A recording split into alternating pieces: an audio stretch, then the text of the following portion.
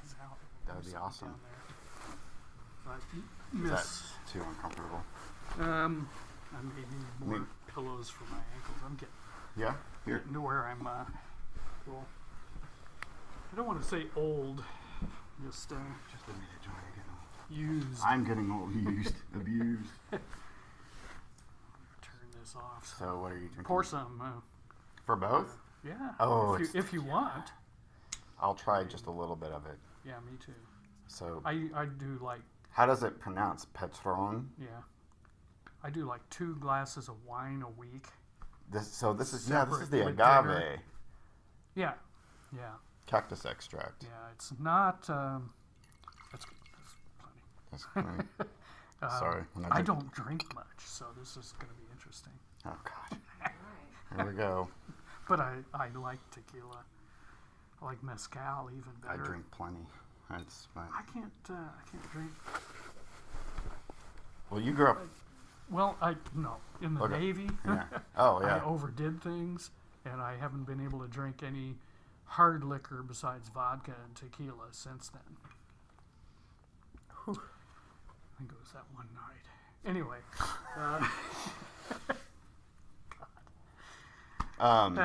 Yes. Yeah. So, well, I mean, just growing up in the Ozarks, whiskey was just like our bread and butter in kindergarten. It was just like a natural. I would just drink it like water, and I remember when I moved to Kansas City, most everybody here, like in the city, has their drinks like mixed or like soda mixed in, and I would just, my buddy and I that grew up together would just drink it like water, and people were like, "What are you doing?" I was like, "What are you doing? You're diluting the whole thing." Yeah, they're diluted. They are diluted. The final version. You know how I met you through your son, Brett, who, whenever he moved away back to Colorado, the thing that I had told him was that you are a wizard, if ever a wizard there was. I mean, Brett is fucking insane, like in a good way. Just like he's the kind of dude that when he walks into a room of any gathering, you know, okay, this is going to be unnatural. Like stuff is going to happen that would not normally happen, which is like the beautiful thing about Brett. That's like his medicine. He's just unhinged, and he doesn't follow the conventions of society at all. And what the hell did you do to him? Like what? Yeah. Well, I don't. Did you see that picture of the cabin that was on my Facebook yesterday? I did. That looks very, very much like the cabin he grew up in. No resources at all. Oh fuck! We had to haul water in. We didn't have running water. That's awesome.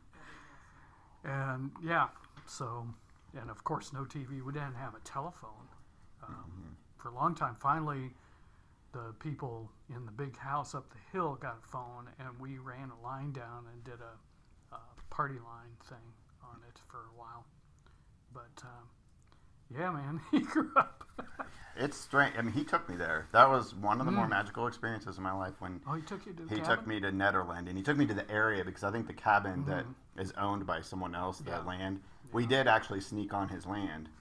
Cool. And he took me to this bluff that he used to go to, where he and his friend used to get caught by the wind. Yeah, he said, and we did some yoga out there on the edge of the cliff with the entire expanse of the mountains out, and we did some Tai Chi and like the Pachamama renewal process. And cool. He it was really interesting because whenever he took me up, it was so funny because I was in Colorado. I went to my mountain in Blanca, which is Sangre de Cristo range, and I thought, and I heard that he was visiting at the time. He was still living in. No, actually, he had just moved up there. Up there. He was living with his mom for a little bit. Right. And I thought, you know, what the hell? I'll just drive into Boulder and see if I can get a hold of him. My phone wasn't working. And he kept saying, I'm walking. I mean, if you want to drive into Boulder, I mean, I'm walking, but I don't know. And he couldn't remember the street names. And within 10 minutes of driving into Boulder, I see him walking on the fucking road. he jumps into my car and he says, "Dude, let's go to Netherland." And randomly, and at this point I hadn't slept. I went through some weird ceremonial process where I was like pissing blood and I was like feeling like shit. And we drove up to Netherland, which is just like magical. I mean, the lake there and the basin and like everybody there are just like in this dopey frame of mind, and it's tiny, and he had nothing on but like dress shoes and like a collared shirt. And we go out to this area where he grew up, and he was just leaping in dress shoes through the woods like a fucking deer. Like it was just natural to him. And I was even wearing like shoes for the mountains, and I was having a hard time. It was just so natural to him. And he said you guys actually, for a while, you guys lived in a bus. Yeah, old abandoned school bus. And it had a wood stove in it, but it was a great big old wood stove, and the stack went straight up out of the roof and about 1.5 feet. And so you started a fire in there, and it smoked the place out until it got hot enough, which was about an hour. So we have to get a fire going in there and then hang around in the car or outside or whatever until it cleared out enough that we could actually go in. And he had quite an upbringing. I can't even imagine the winters there. Yeah. Because you said once it snowed, you guys were just stuck there. You couldn't even get into town. Oh, half of the time. Yeah, yeah. So you had to have enough food stock, put away and stuff. Wow. And yeah. He said that when he was like 13 or so, one of the things he remembered most was that you gave him a tarot deck. I think it was just the standard rider weight. And I don't think that he was he delved too deep into it for a while, but like iconography. I've always thought about doing. Is that a good age? Is what I'm getting at. Well, what led you to do that? Like what? Well, that cabin was about the size of this room, with a kind of a dividing wall, not quite that big actually, with a dividing wall about where the center thing is here. And we had sort of a kitchen mocked up over there, and then there was a loft on that half, and that's where he stayed. That was his room. And then down here on this part, I had my futon and stuff, and my different priestesses would come over after he'd crash out, and we would do ritual 3 or 4 times a week at least, all the time. He was just kind of immersed in it, and that's all I talked about. And I had all the books around, and so when he was 13, it's like, well, he's 13. Let's give him a tarot deck, and he was never. Say this, he was never really interested in reading a lot of stuff or asking me a lot of questions. God, someday I'll show you this thing he wrote when he was 11, and I read it, and it's like, this guy's a Zen master. He's like, he doesn't need anything more. He just he's got it. So I gave him the tarot deck, and he knew. I did readings all the time, and we were doing Qabalah, doing the path workings and all that stuff. So, I don't know. He just kind of gradually incorporated it into himself. And, So you said priestesses. So did you have your own sort of, not order, but grouping, collective of people, or were you associated with a organization at all? No, I never have been. Never thought you were. Yeah. Well, actually, at one point, God, when was that? Shortly after his mom and I divorced, and I was on my own, I ran into this guy Ron. I wish I could remember his last name. Down in Boulder, I was at the metaphysical bookstore down there, and he goes, "Well, I have a Golden Dawn temple," we started talking, and he was pretty, it was like, oh, okay. And I went over there a couple of times, and they had a full-blown, like twice this size room in a basement, mocked up as a temple with pillars, the Golden Dawn temple, full-blown thing. And I didn't do anything with him right away, and I can't remember whether it was solstice or equinox that was coming up. And we're going to do this big thing and all this, this kind of stuff. And he was a black guy, okay. And we kind of clicked on the music side of things too. Sure. And so I show up like, I don't know, 5 in the afternoon or something for this. I think it was a solstice deal. And all these people, it was like, I don't know, 12 or 15 people there or something like that. And it's like, okay, when we got things ready, and well, you're going to be out here until we call you in because you guys are newbies, and you can come in for this part and all this kind of thing, and all this huge buildup. And we get to about like 2 hours beforehand or something like that. And he goes, well, let's all come in here, this other part. Well, just take a nap, just crash out for a little while, and then we'll get up and do this. And so we crash out, and like about an hour after it was supposed to start, I wake up, everybody's still asleep, and I go, man, hey, get up, we got to do this, this is terrible, we've missed it, this is not okay. And so he gets together with a couple of his people, and then they go in and they call me into the main thing, and he starts just railing on me about being a racist and shit. And I'm going, okay, I'll see. Later, I ran into a couple people who had sort of escaped his group, and he tried to do water initiations. He held this one young woman's head under the sink in the kitchen she almost drowned. Wow. He was a nutcase, so. Which is why we don't join groups. Yeah.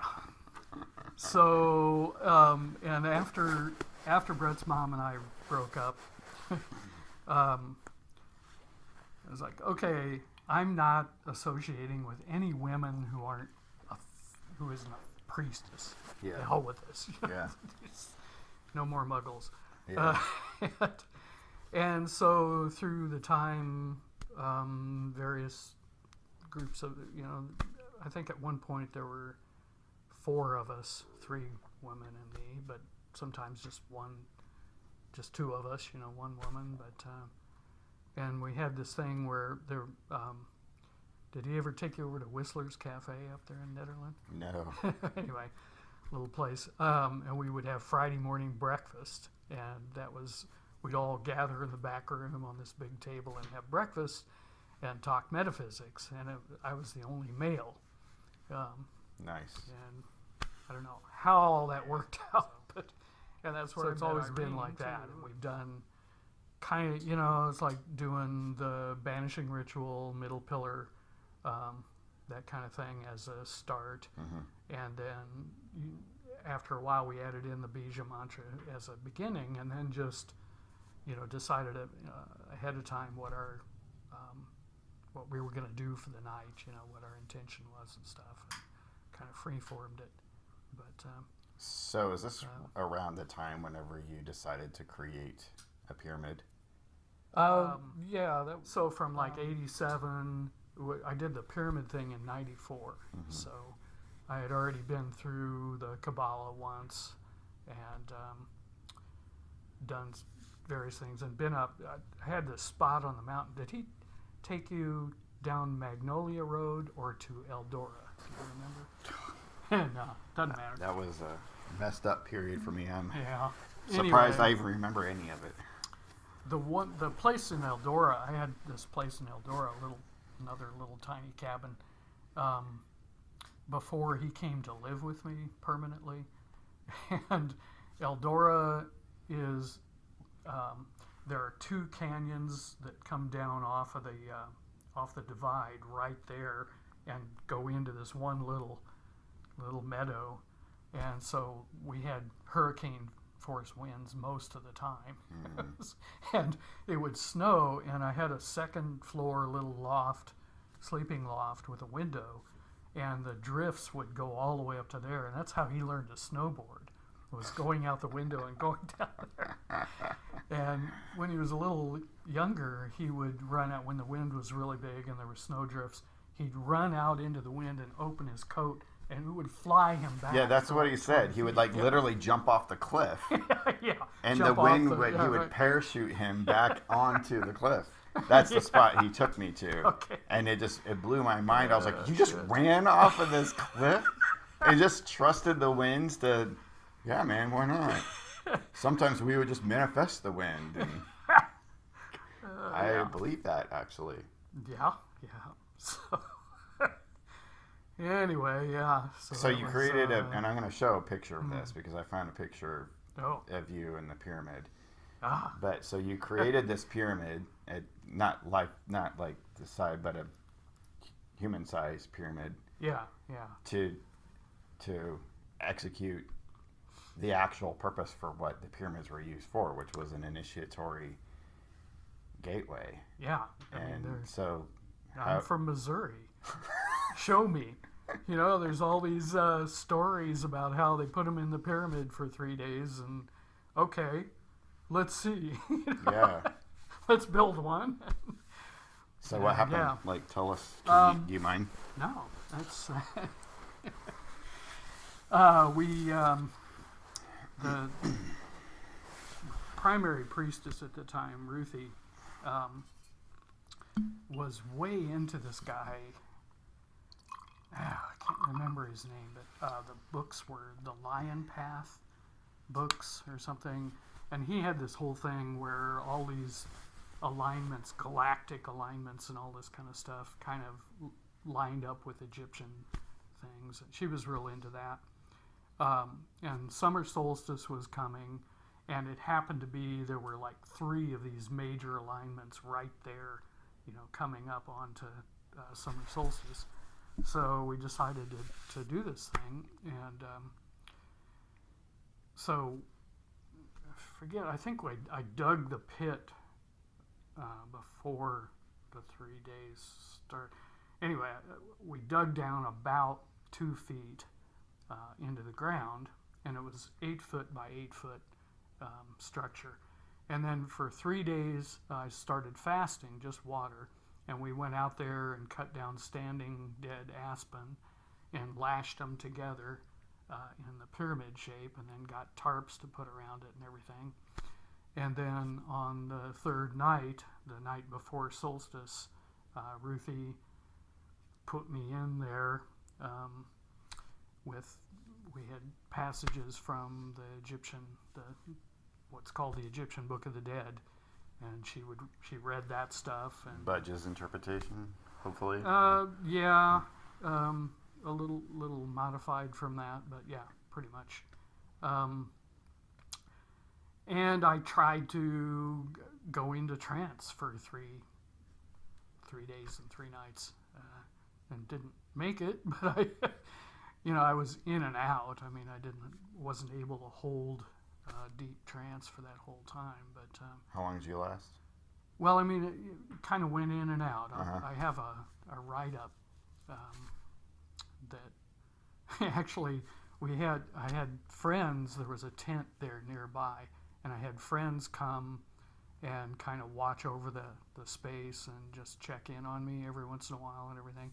And we kept a notebook, and they all wrote in the notebook, which is it's fun. It's kind of cool. Some of the people Ruthie wrote in there, real priestess kind of stuff. And then my friends Leo and Jeannie. Leo's this crazy poet guy, and he's going, I don't quite know why we're here, but John can't look after himself right now, so we're doing it. Silly shit like that. And then I put down some of my observations over the next few days after that. But I went into a past death sequence where I got a whole bunch of past deaths, some quick warrior deaths, and the the worst one was being an old man laying in a little cot for like several years, wasting away, and it's like, oh God, I'll never do that again.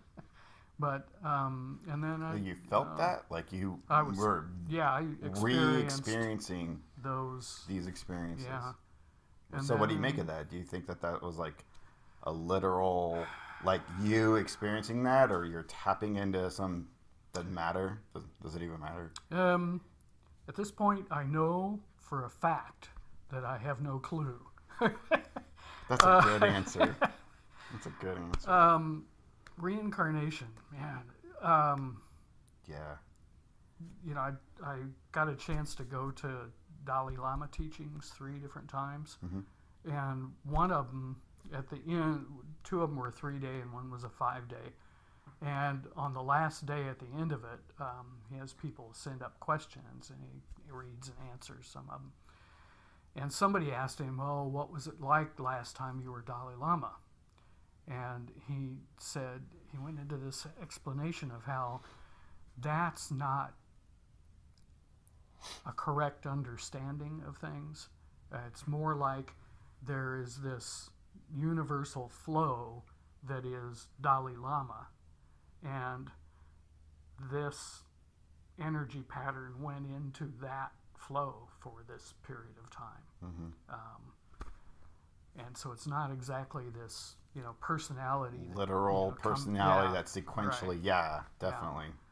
Yeah. And then, then you go into quantum physics and you've got the quantum entanglement. Mm-hmm. And so we're all part of this thing. So,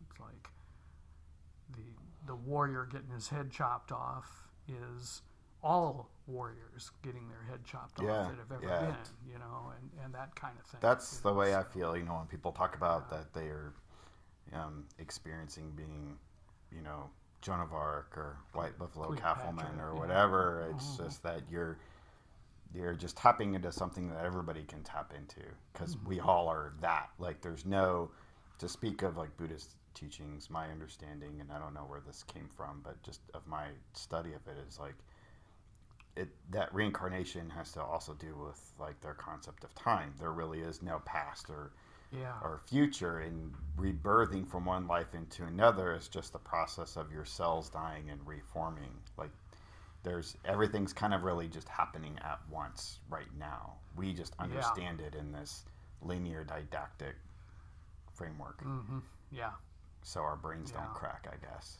Yeah. Or so the atoms all stay together. Well, you've watched the movie Lucy, right? Yeah. That spiel at the end she does, where I forget it. I meant to watch that again recently, but she talks about numbers and how we've simplified things down so far so that we can grasp it, but that's nowhere close to what's really going on.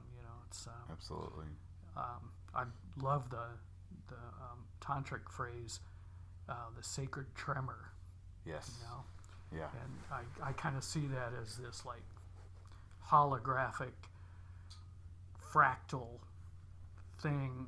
It's like on a deep hallucinogen trip. Yeah. Where everything's moving like that, and it's like I got this vision at one point that if you could really kind of get fairly aware, you're here and you kind of like to be here, and as it goes over here, it goes by, you could switch over to this timeline over here.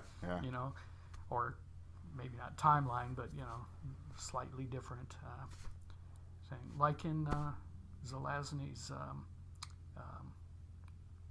what is it, that long series, the Amber series, the Amber Chronicles. Yeah. Where like the Earths are all shadows of the real Earth, and they're walk through shadow, right? And they're walking down a dirt road, and they gradually make it concrete, and things change. Yeah, it's like they just will. Okay, that tree is not that tree; it's a mountain, and then this is. Yeah. And it just like the old world just slowly spills away while the new world and the wagon being pulled by a horse morphs into a car. Yeah, that kind of thing. Wasn't there another way that they traveled between shadows, which was through like a labyrinth? Well, no, they each had cards of each other. They had cards. Oh, okay. and the walking the pattern. Yeah, the pattern. Right, walking right. the pattern. Yeah, not labyrinth, but walking a pattern. Right. That was intense because if you don't walk the pattern correctly, like you'll just evaporate. You'll die. Yeah. You'll just That's disperse. all, folks. Right. Yeah, you'll just disperse into nothing. Yeah. That was an amazing series. That's a good series. Someday I'm going to finish it. I've only read the first few. Yeah. Because I have like an old volume set that contains like the first 3 books in one volume. But I've meant to read the whole thing. Brett has told me time and time again, you've got to read that whole thing. But put it on my list of millions of books. Growing up was so limited. I mean, those books were very important to him. And then we had in the cabin, I had my stereo, but we could. There was no way to get radio or TV up there, and we had these cassettes of The Hobbit and Hitchhiker's Guide to the Galaxy, the full BBC production with all the different people doing the different voices and stuff. And God, he just listened to them over and over. That's awesome. We have them memorized pretty much, but yeah, and that and Stuart Wilde. I was listening to a whole lot of Stuart Wilde back then. So I think that fiction books like that are like what people should use as training manuals for, working the mysteries and working magic. Like for me, Michael Moorcock's stuff, because him and Zelazny were very similar in that. Well, Michael Moorcock focused on the multiverse and experiencing these different carnations of the same being, but in all these different universes, and they would mesh in and out of time together, and it was just so built up my understanding of the universe and the multiverse. And when I started practicing magic, it was just like it clicked because of that background. Everything clicked. Like all the processes and ceremonies don't matter. You got to have that. Yeah. It's like, because like Autumn's really huge with Dion Fortune. She's big on Dion's fiction, which I have a hard time getting into. I like her nonfiction the best, but so we actually complement each other in that way, because I'll read the nonfiction, she'll read the fiction, and when we start bridging those two together, they complement each other so well. But she has a more empathetic understanding with the way everything's kind of supposed to flow and work because of that fiction background. Yeah. God, I mean, there's a few spots in her nonfiction writing that are just so direct, but there's so much in her fiction that is like between the lines kind of stuff that's far deeper than anything anybody's put into direct prose, Totally. So, or, into the nonfiction stuff. The pyramid and ratata, what did you come out of with that? Not necessarily an epiphany, but how did that kind of change your understanding of the mysteries and magic, if it did? Yeah, it was kind of more of a. It was definitely like a rebirth kind of thing. God, when Ruth came and got me the final morning at sunrise, and I came out rising with Ra as the sun came up and everything. And Brett and 2 of our other friends were down at the cabin, which was a ways down the hill, doing African drumming. And, oh my God, it was so powerful, and I think it cleared away a lot of that necessity for dogmatic structure within things, and much kind of solidified much more the feeling of like, just go in there and find out what's going on, and just do it. Because I think by that time I'd done 3 times through the path workings and I was on into the Egyptian stuff at that point, which Right. I finally, after all these years, scratched the surface. Man. It's like the root. Well, the root that we have. Yeah. You know, it's like in the Vedic teachings, there's a set of books called the Puranas, which are the histories, and they say, what is it, 7 or 9 times? I forget the number, but quite a few times where humans or whatever we are have risen up to high civilization and then crashed down into barbarism again. I think it's 7 times, and this is the 8th crash happening right now. Or something. And so, like the Göbekli Tepe and the things that Graham Hancock and those guys are finding are the last version before this. Sure. You know, the 6th. Because they all point to something like before that. Yeah. But Definitely. then, I forget the guy's name, but Forbidden Archaeology, that book. Couple of researchers, one guy in particular, has gone around the world, archaeological findings that have gotten stuck away in closets and basements and shit like that, and found things that shouldn't be back millions of years. Right. You know, tools, writings, footprints. You know, human footprints, like, you know, several million years back and stuff, and which goes right along with that. You know, 7 times up and down. How many times have we done this on this planet? Right. You know, There's one guy that has done some work, or at least he's been on some podcasts with Graham Hancock, and I can't remember his name, but he studies the geology of the planet, and he's one of the ones that talks about how there definitely was rainwater erosion around the Sphinx. And so that shows that the Sphinx definitely existed during an era when rainwater was very prevalent. So it was built before the mainstream tells us. Yeah. And he's got many other areas that he's looked at to just show that definitely some of these structures too that were only dating back 6,000 so years, that's bullshit, because a lot of this stuff can't even be carbon dated. But we have these other ways of looking at the geography of the place and understanding where that fits in our timeline, and some of this stuff is way older, which is awesome. Yeah. Which is awesome. Right. I love the idea of prehistorical civilizations that were highly advanced, crashed, highly advanced again, crashed, and we think somehow like we're the first ones to be doing what we're doing. Well, now. I mean, that's one of my big things about our culture since the Greeks, really, is linear singular thinking. Yeah. There's one God, one right answer. You know, oh, she's the only one. You know, all this very linear singular thinking about everything. And so with evolution, well, we must be, you know, we're the farthest along the timeline. We must be the highest that's ever been, you know. Balderdash. Right. Bunk.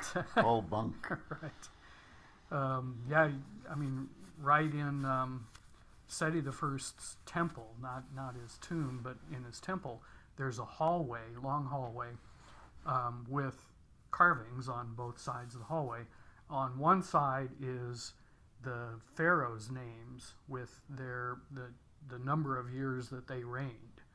And this is what Egyptologists use to do the timeline of Egypt.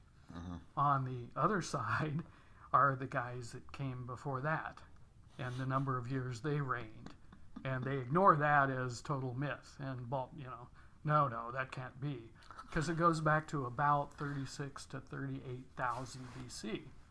That's what's so interesting is it's not like these sacred texts are saying, well, this is just the story part, but this part is the actual record. Right. That mainstream archaeologists definitely have this like distinction, and I'm no expert by any means, but in my looking into it, it just seems that it's very selective. They have their mainstream understanding, and okay, well, that will fit here because we know we can just prove this without a doubt. It just leaves no room for mystery at all. Yeah, one of the things that I have been putting off for quite a while is there are a number of ways to definitively date the Great Pyramid. Mm-hmm. Okay. 1880s or something like this, a British surveyor guy went into what's called the Queen's Chamber, had noticed the so-called air shafts in the King's Chamber, and went in there going, I wonder why there aren't any here, and went tapping around and found a couple of spots and chiseled in and found the tunnels that are in there, which were back 8 inches through 8 inches of rock or something like that. And out of one of them came a piece of wood that is in a museum in Scotland, supposedly, somewhere at this point. Okay? All right. Okay, there's one. Wood. Yeah. Can be carbon dated. Yeah. Okay. Then in 2004, whenever it was, when the second robot was sent up, and they went to the door. That little door that was door. It's a wood door inside. It's a wooden door. Yeah. They drilled a hole in it. Right. There is wood shavings. Yeah. Duh. Scoop them up. They're, we can't damage things. Well, you drilled a hole in it, scoop up what you drilled. Yeah. And then there's paint on the other side. There's paint. I didn't know that. There's some things inscribed in red paint on the other side that their little poke-through cameras saw. There's some more evidence. There's 3. What boggles my mind is, I haven't up until recently really dived into studying about the pyramids up until just a few months ago, and we think that it's this huge, massive, just immense complex, and I think that the common understanding is that there's all these passages and you just walk through and but most of these passages are tiny little and especially the air shafts, how were they drilled or carved or laid out in such a way that they extend for meters and meters, and just it fascinates me, the construction in the inside. If nobody's ever really dug into that, they should, because that's where the immensity of the power of the mystery of that whole complex comes from, is what's inside. And it's not structured like any of the tombs. They say it's a tomb, and it's not at all. Yeah. No, they've never found a single mummy in any of the pyramids. Right. So anyway, but about the mapping project that's been going on, they've for about a year and a half now, several teams. One's a Japanese team, and I don't know what the other one. They've been putting these plates down in various parts of the Great Pyramid that collect cosmic rays. So they've been mapping the interior, and they've found a huge chamber up above the King's Chamber, and another smaller one down below. It shows up as this blot on their little right. Yeah. But I didn't know it was cosmic rays that they were meant. Yeah, That's wild. I know, and they're redoing some of it.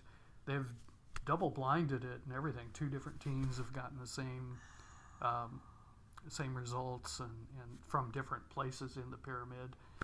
But then luckily Zahiwas isn't in charge.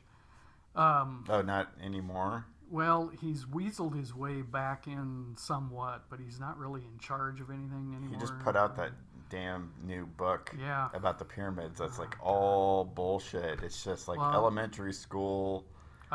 His famous quote that I love, it was on TV, one of the TV things, is that everybody knows that Khufu built the Great Pyramid. There's a scientific statement for you. Anyway, the guys that are in charge now are being extremely careful. You know, they've also found possible chamber in Tutankhamun's tomb behind a wall, but it's behind a beautifully frescoed wall with no apparent way to get into it.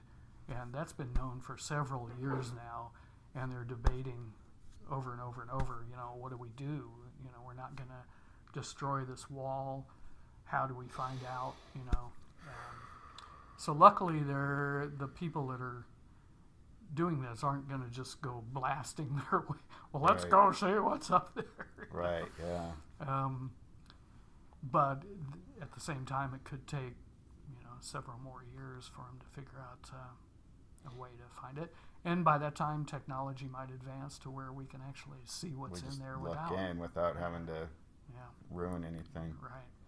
So. I'd like to look into that Sphinx too, because isn't there supposedly a chamber within like the feet of the Sphinx, or one of the feet that?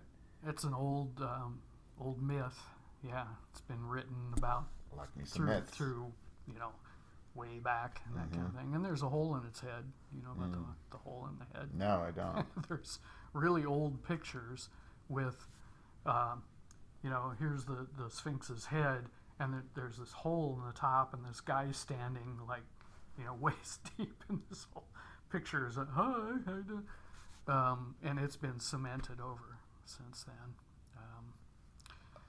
So, you know, is this conspiracy stuff, or is it just, you know, ignoramuses? Yeah. It might be a little bit of both. Yeah. I mean, like, because ignoramuses will do what they can to make sure that their prestige is being upheld, and they don't want to be proved wrong. Right. Because it's so bad to be proven wrong. Yeah. So, wait a minute. Is it? Oh, that's scientific. Oh no, wait. It's called deduction. Yeah, I forget who it was. I think it was Terence McKenna who said that, talking about the best of science, that to actually come out with a paper going, my previous findings were false, and I found, you know, really boosts you up in the scientific community. Well, that aspect of things has kind of dwindled a bit here. Yeah. But yeah. Unfortunately. But I'm surprised that, I mean, John Anthony West passed last week. Yep. But I'm surprised that John or Graham Hancock or some of these guys haven't broached this idea of, hey, there's this wood that we can carbon date, there's the paint that we can carbon date. I don't know why this hasn't been approached. John Anthony West did talk about that, though, did he? He talked about the pieces being there, but he never actually get said, busy. You know, hey, let's locate the piece in Scotland.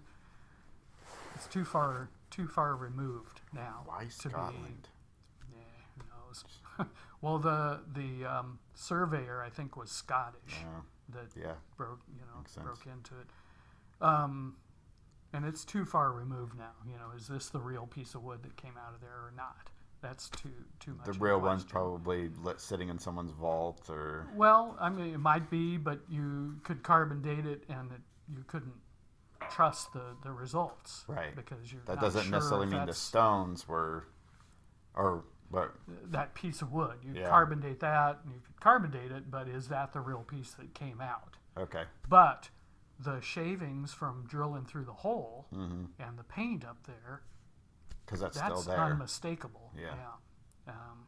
So we could find out for sure. The answer is right there, sitting in a pile of dust. It's a small shaft that takes like a little robot this big to drive meters just to get to.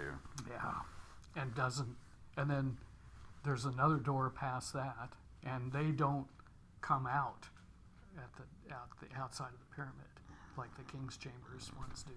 You can supposedly roll a ball down those shafts and they come out in the King's Chamber, but the ones in the Queen's Chamber don't. You know, and was this acoustic stuff for the initiatory ceremonies, or It definitely seems that way, because the reason why I was starting to look into it recently is because I've been studying about the temple of the Chavin at Chavin de Huantar in Peru, and the way their temple is set up, with the various just the construction of it, and the way that the air shafts are set up creates a whistling noise with the wind that would create all kinds of different sounds depending on what parts of the chamber that you were in.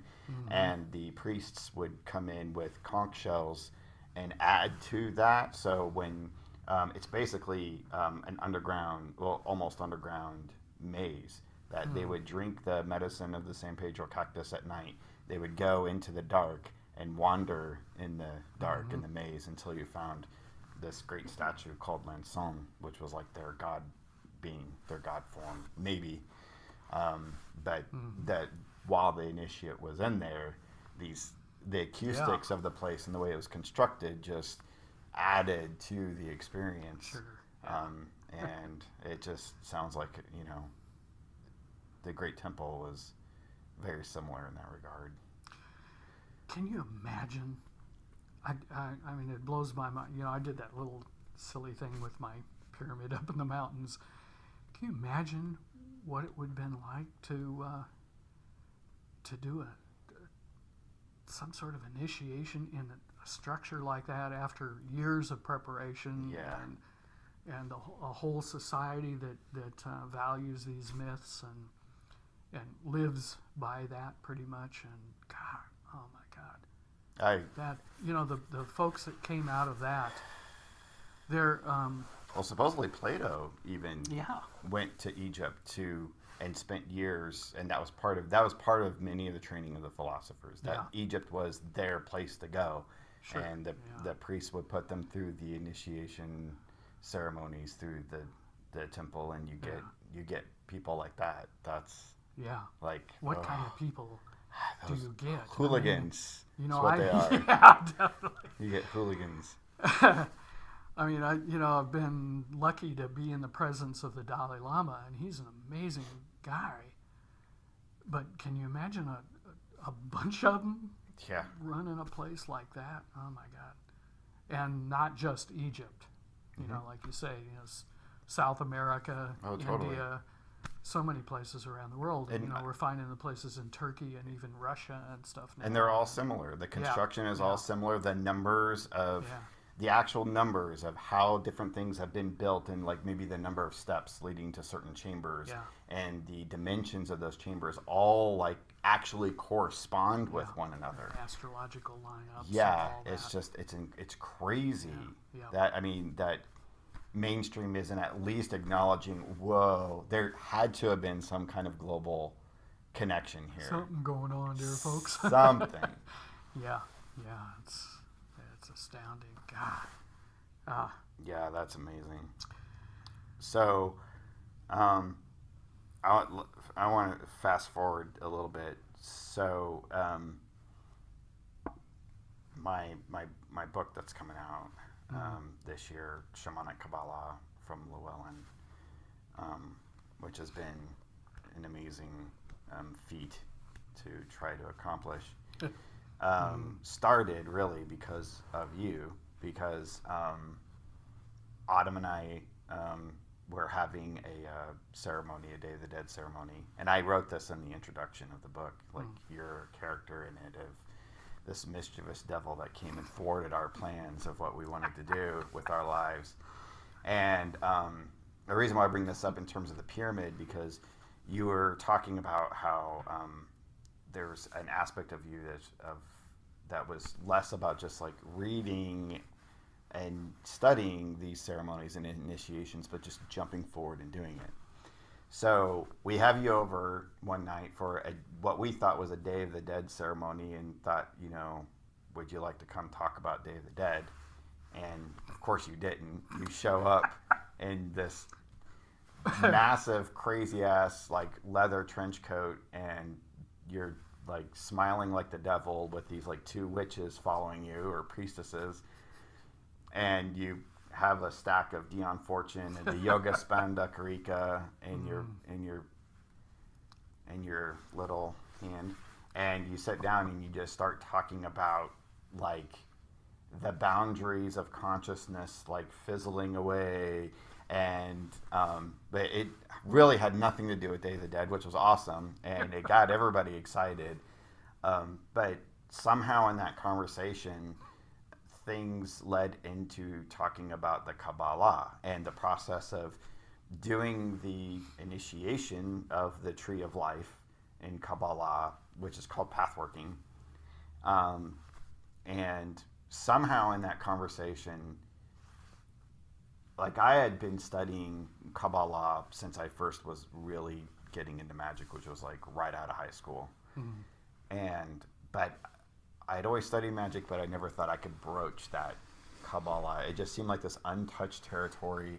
And, you know, Brett kind of said he felt the same way about the tarot and path working, and he wasn't just ready. Like we were just waiting for when we thought we were ready. Which actually makes sense because the ancient rabbis said that like you should wait till you're 40 before practicing Kabbalah. Like you need to have your life together in terms of like a certain amount of experience and understanding of the world before you embark upon this, because it will fucking turn your life upside down, possibly. Or maybe not possibly, just will. Whether good for ill, buckle in. So we, like that night, I remember Autumn and I were just sitting and like feeling this thing coming up, like, holy shit, we're gonna do this. Like something that you said just made us both go, oh my God, we're gonna fucking take off with this. And so we spent that whole winter just devouring every piece of Kabbalistic literature that you recommended and more. Gareth Knight, Dion Fortune, the Colonel Seymour, Israel Regardi, and others. And then we started that, was it that spring equinox? That next spring equinox we started. And your son Brett, of course, was a part of it. And we had a whole group of people that started. Not everybody was able to finish. And it was really, it took what, 2 years? 2.5 years to get through it. And there was a point when, and it was right around the period of like the Empress, you know, moving from the ethical to the supernal triad, right around where Dot lies, that I was fucking done. I was like, I don't want to do this shit anymore. And I was delaying us continuing the ceremonial process. I mean, I was using the excuse of life was getting in the way and we all needed time, but I really just did not want to fucking do it anymore. It was intense. The high priestess was coming up. Oh God, she's scary. But you called me one day. Oh, and you actually talked about Zelazny's pattern. You called me one day and you said, Daniel, like, I'm not doing this path working with you, but you kind of wove me in, and I can feel you not finishing this, and you need to finish this. And it's like that person who walked the pattern in Zelazny to enter the other world. Like, you can't not finish the pattern. Like, because if you don't, you die. And you have to finish the pattern. And thank God I read Zelazny already, and I was just like, fuck, I gotta finish this. So I just buckled in and just kind of did it with my eyes closed. Like, I was just like, okay, let's do this. Autumn was, of course, way more brave, and like, you know, she had it the whole way.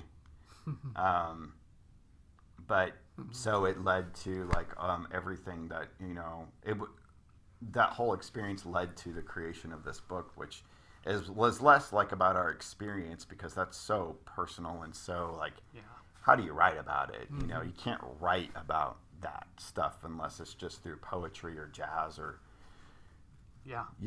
but hard to English. You can't English it. In fact, if you try to English it, you kind of take the power away from it, really. So I thank you for that, for being the kind of the crux of that. But you had told me once, and I want to hear it again because it's one of my favorite stories ever, is you kind of came to a point with, because you've done the path working in the Tree of Life like multiple times, which blows my fucking mind. Like, I don't know if I ever want to do it again. But you had come to a point, you said it was like this experience like during the Iraq War, like, oh, that was the first one of the, like the first Gulf War, right? Yeah, the first Gulf War, right? And I think that was the last time through. And so, and I was, God, I can't remember which paths that anyway, I had stalled out a little bit myself and was in Tom's Tavern in Boulder, Colorado with my drummer buddy, having a burger. Famous Tom's Tavern is gone now, but George Sr. comes on the TV and yeah, we're declared war and blah blah, and I'm usually fairly not real shy but reticent to really get involved in a lot of stuff, and I found myself standing on a table railing, just inciting everyone to revolution immediately and stuff, and then the next night, or maybe that night, I don't know, I went up and read the next path, and it was about revolution, which is, I think it was a tower. I can't remember. It was down at the bottom of the tree somewhere. Oh yeah, but, the tower, definitely. So anyway, yeah, I was like, okay, the path started without me. Right. You Yeah. know, whether I like it or not. Yeah.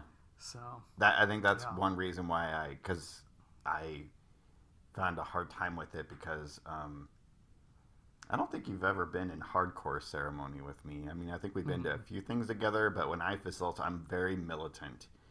I like my order. I like to make the whole environment into this like pristine diamond that is under my fucking control. yeah, Which is great because then there's opportunities for that to get chaos to come in and fuck it up, and I get to learn to deal with that. But right.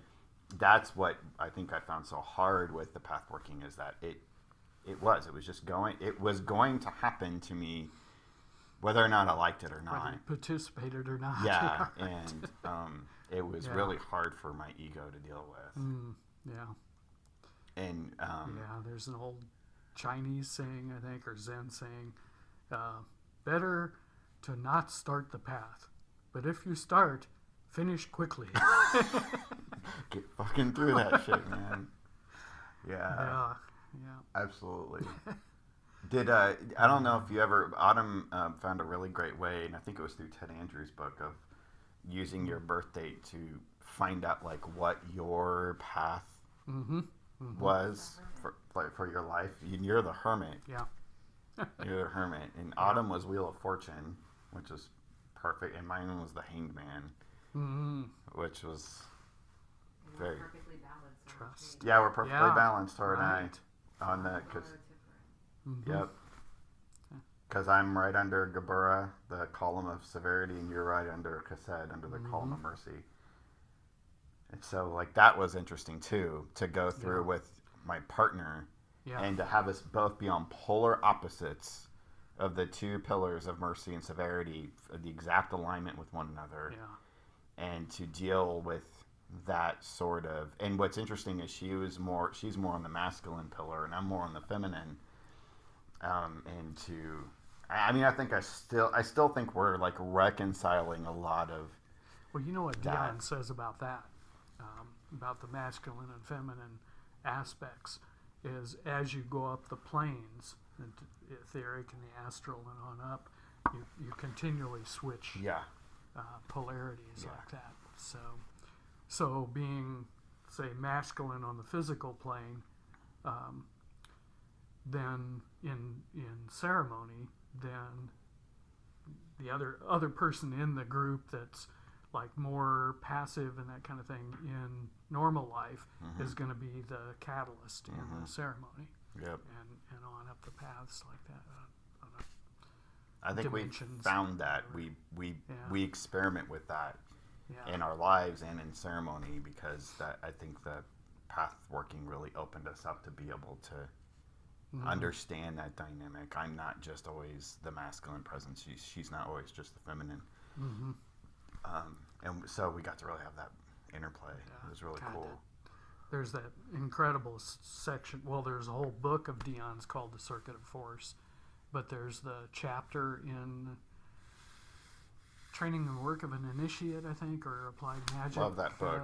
Which is called Circuit of Force, where she talks about that and couples or organizations or anything that's going on, you're apart and you gather all this energy and you come together, and as a working happens or as you live together during the day-to-day, then that energy goes to neutral, and you've got to go back apart again and recharge on your own, and then come back to it. And it's this constant alternating current, you might say. Yeah. And there's your electrician background right there, which fits really well. Yeah. With the esoteric. Yeah. My whole science stuff is coming back in, studying, trying to catch up with quantum physics and all of that again, and putting that in, using quantum physics formulas that describe how the forces of nature work in scientific terms, and then applying that to the Egyptian hieroglyphic to see if I can plug hieroglyphs into the actual mathematical formulas, into the different pieces of the equation, to one, from a scientific viewpoint of understanding how the energies work, understand what the hieroglyphs mean a little bit better, and then also from the other direction, knowing somewhat of the hieroglyphs, does that shed light more on what quantum physics is attempting to do now too? Do you have a simple equation that just can befit our simple understanding of what you're talking about? Well, you take E equals mc squared. Okay, everybody's heard of that one, I hope. And you just take E, energy. What is energy? And you start to look into the Egyptian, and there's like 10 or 12 major hieroglyphic ideas that could fit into that. Like there's Sekhem, which is you could call it the sacred fire, and various things like that. So you try to put something like that on the E side, and then matter and time. What then do you put in?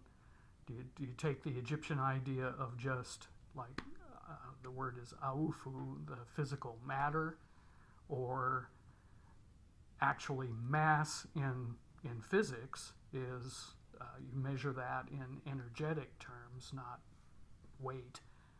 So then there's various other terms, and there's a really amazing hieroglyph called the Qabalah, which appears to be a human shadow, and the Egyptologists have always just called it the shadow. And so then further down the line, the whole Jungian idea of shadow has been attributed to it. But then you look a little bit further into the writings, and after death, the Kas do this, which is more like the personalities that you have, do this and this and this, and the Qabalah must then rejoin with the Ba, which is the higher self. So the whole Jungian shadow thing doesn't work. Right. And does this fit in somehow with the energetic mass matter thing? And then how you use time in that equation with the Egyptian stuff. Nice. It's really messing me up. Well, that's fun to play with, though, man. That's awesome. I find it more fun than bowling. Yeah. Better than knocking pins down. Didn't the only thing I remembered of like the Egyptology that you've taught me was Anubis, like the original name for Anubis is actually Anpu. Anpu, yeah. And you described it as that Anpu was the setter. That's what they're actually called. They're not gods. They're called setters. Oh, the Egyptian word for the gods and goddesses is neter. Neter, that's it. Neter, which is a quality right within everything. And and a number of people think that our word nature comes from that word neter, because they represent natural forces of the universe. Yeah, right. And so Anpu was the netter of the horizon. the horizon, and which doesn't exist, Exactly. right?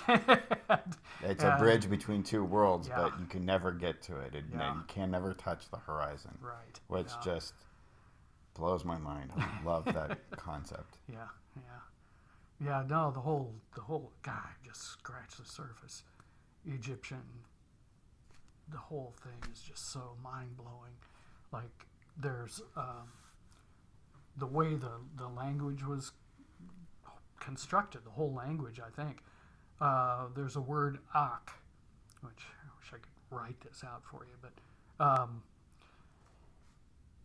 basically ak. Okay, it's you could put it into English as an A-H-K, okay? And that is like the spiritual light, the light, okay? Not that, but, the spiritual light. The lose. Okay, then there's this symbol that looks like this. I'll have you write it out and we'll put it on the screen. All right. It looks like the electronic symbol for a resistor, okay? Or you could think of waves or alternating current, this kind of thing. Well, phonetically, that's an N in Egyptian, and you plug that in to that word, you add that to that word, and you get Ankh. So then you get the light in alternating current, in duality is light, and then that's the symbol Ankh, right? Yes. Right. Yep. And the whole language seems to be built like that, with the metaphysical understanding in the language. And I've just, scratched the surface. It's like, what did we have? That, we're smarter than those stupid primitives. No. Yeah, okay, folks. I didn't want to show you. I don't think so. I put this here. It's this guy. Yeah. This guy. Which you had us take to Peru when we went on our honeymoon. And we took it to Machu Picchu, of course. Where else did we take it?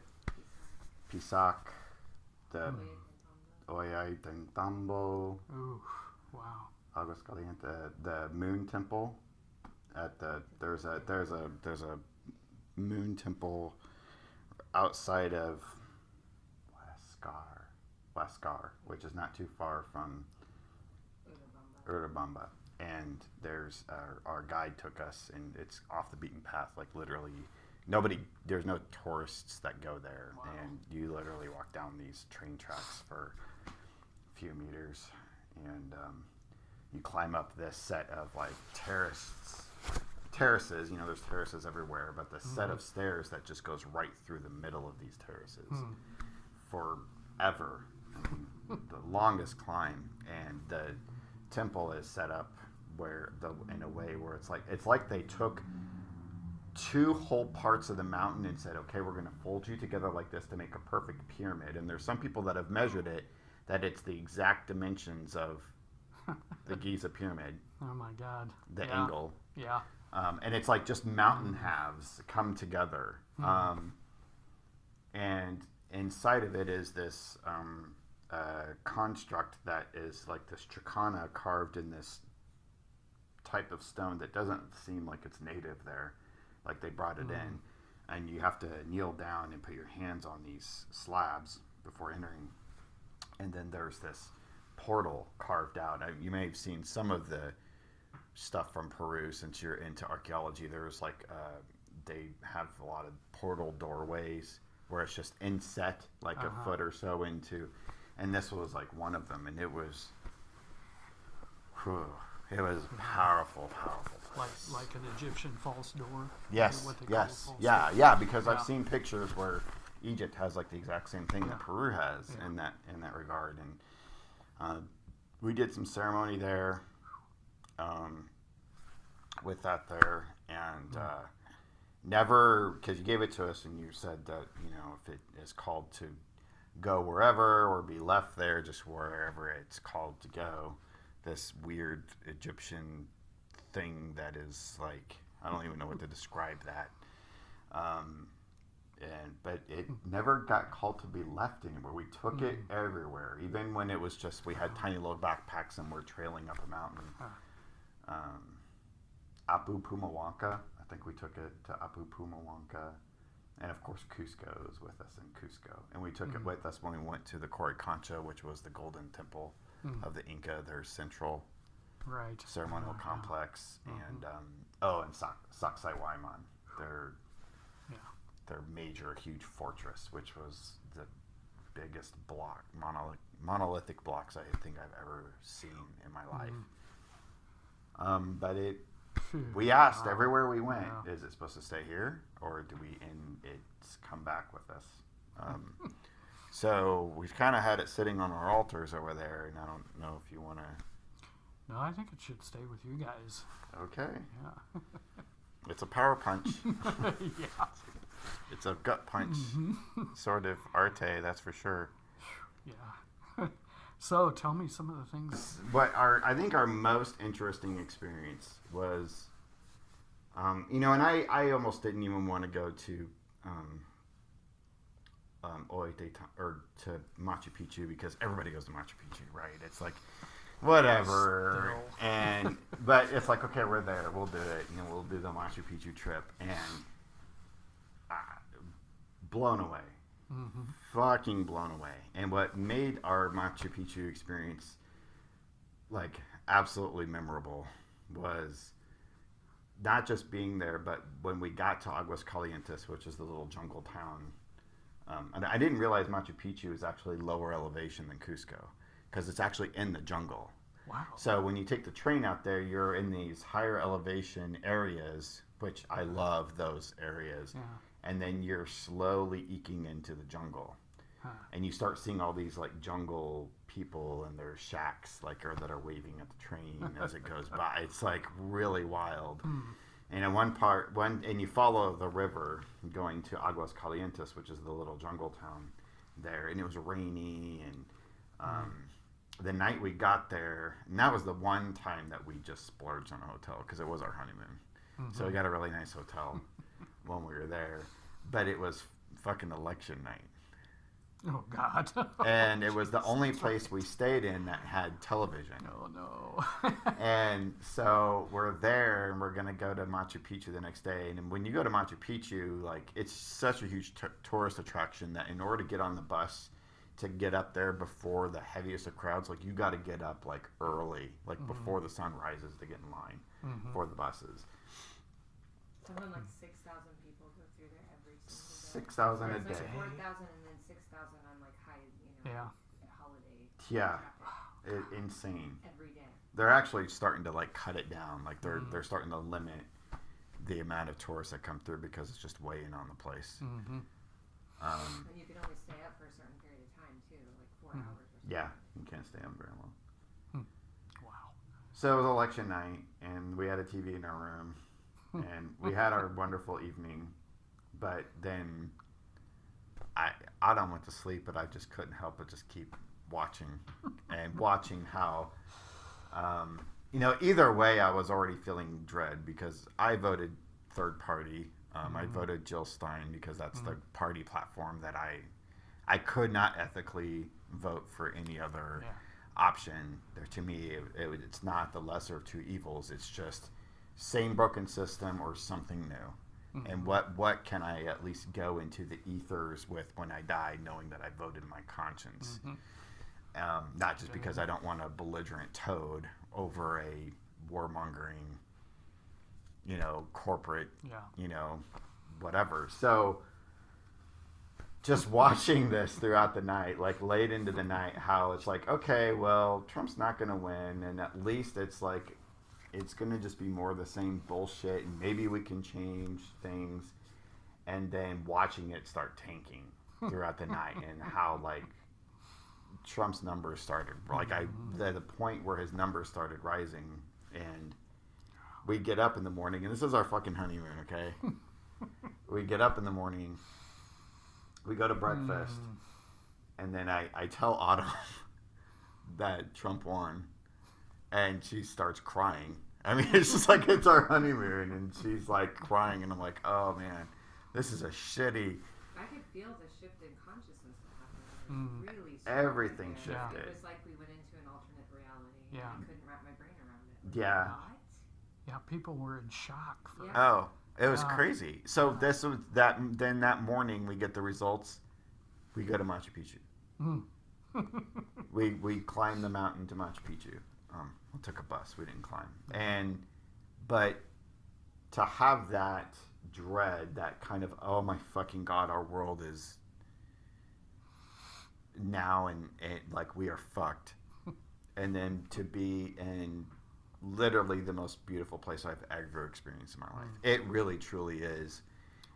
Like it looks like all the postcards, all the pictures of it. I mean, it is, but beyond that, because to feel the power there, this place was like the Alexandria of not just that continent. I mean, there were people that traveled from the Peloponnesian Islands to go learn there, you know, from the ceremonial priests, and it was astounding. I mean, we were just like, God, we don't want to leave. This is beautiful, but at the same time, experiencing this, like, I mean, we even like went through the ticketing thing, and they saw that we were American, and it was just like, fuckers, you know. It was just like, we didn't vote for that shit.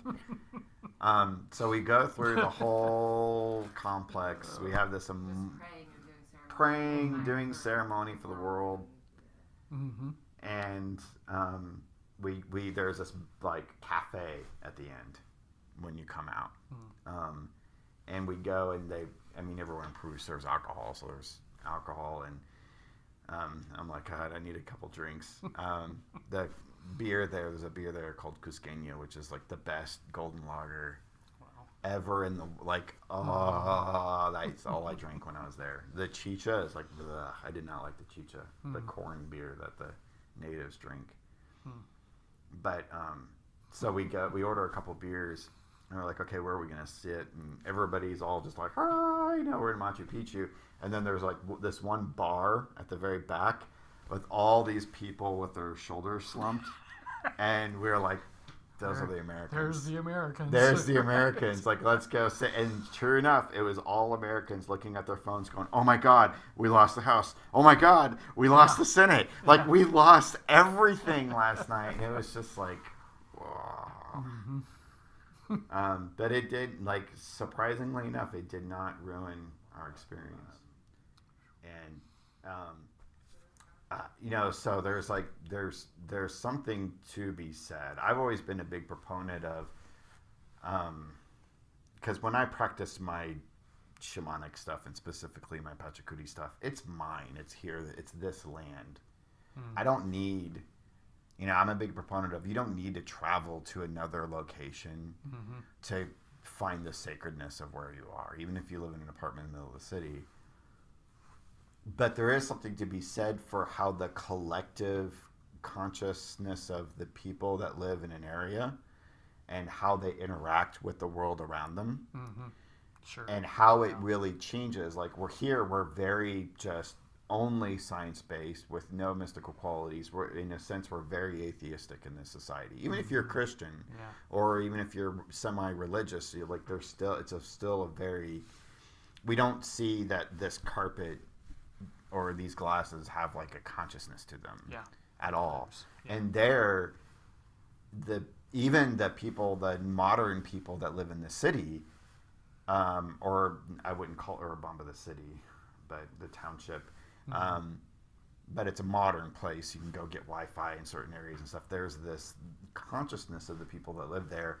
Like, they're very superstitious. Like, it's very common to have a person there that's just like, yeah, my neighbor is just doing sorcery on me.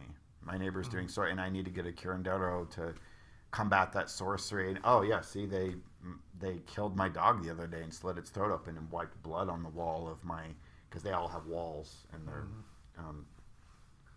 their courtyards. And that's just like a common thing there. This, like, you know, this the kind of like in this battle of like magical power is constantly happening between the people. And then when we did go up the farthest up, we went to Lares. We went to some hot springs there. This was after a full day San Pedro ceremony, so we went to hot springs to like. Great. But it's way up in this mountain region of the, like, that was the most farthest reaches of the Quechua peoples that we ever saw. you know, there was like one house for every 10, 20 square miles. You know, it was just amazing. Yeah. Llamas just randomly grazing with no fencing, and to experience them and that area, there is a power to the mountains there, to the Apus, that doesn't exist here, because they have kept going this language of communication between them, this sacred reciprocity of giving offerings and keeping those spirits alive, that it's to the point where and our guide, who's a modern woman, she comes from America, but she lives there now, and she said that there are certain areas that I don't even go, because the Apu, the spirits of the mountain, so powerful. Like, if you don't have the correct offering, you're fucked. You will get your shit messed up. Like, there's that level of respect, and you can feel that there. I mean, you can feel that, like, any minute, any one of the mountains could just, like, stand up, like it was like a sleeping giant. Like, you can feel the organic power there. I got some of that in Japan when I was there. Oh, I bet. When were you in Japan? Back in the day. On my Southeast Asian vacation, sponsored by my Uncle Sam, on my way to Vietnam. I was like, Uncle Sam, okay. I didn't get it. Sorry. Yeah, but, you know, they worship, they have that respect for what they call the kami. You know, same thing, that there's spirits and everything. There's this certain spirit in this rock here, and they do give offerings here and there to some things, but mostly just respect. They'll go by, and a lot of times they'll do a clap, you know, and do a bow, you know, just a respect thing. And you see that, you know, out in the world a bunch. And then we were in a bar one night, this one bar that we went to a number of times, got to know the people there, and this bartender guy was just this, you know, outrageous, rambunctious, crazy dude and everything, and always trying to crack jokes with, you know, in English, and he didn't know English that good, all that kind of thing. And one night, this messenger came in with this package, and for him, and came behind the bar, and he looked at it and went like this, and you can just feel this instant silence came over both of them, and he just bowed, and it's like, whoa, this is something. And he put it down, and then back to crazy again. But it was just this, like, wow, instantly going into this reverential respect for the moment. Yeah. That hit me quite hard at that point in my life. Yeah, that's amazing. Similar kind of thing. Yeah, yeah.